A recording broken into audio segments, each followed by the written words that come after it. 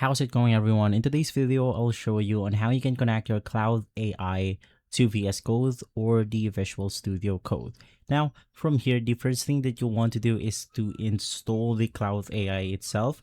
It's going to be on this specific button right here. You can also press Ctrl-Shift-X so that it will take you to the extension tab.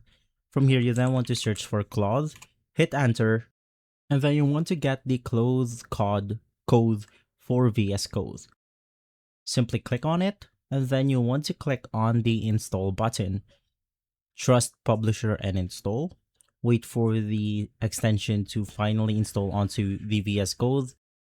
And basically from there, you will be able to see a new button or a new icon pop up on your VS Code, which is going to be this one.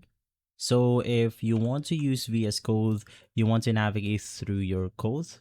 Let's say this one, and then you want to click on the cloud icon, and then of course you want to click on the Cloud AI subscription if you have one.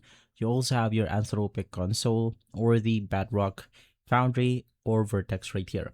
So you can select either one of this and you will be able to connect your Cloud AI to your VS Code successfully. And so guys, if this video has been helpful, leave a like, subscribe, and follow us for more videos like this. Thanks for watching.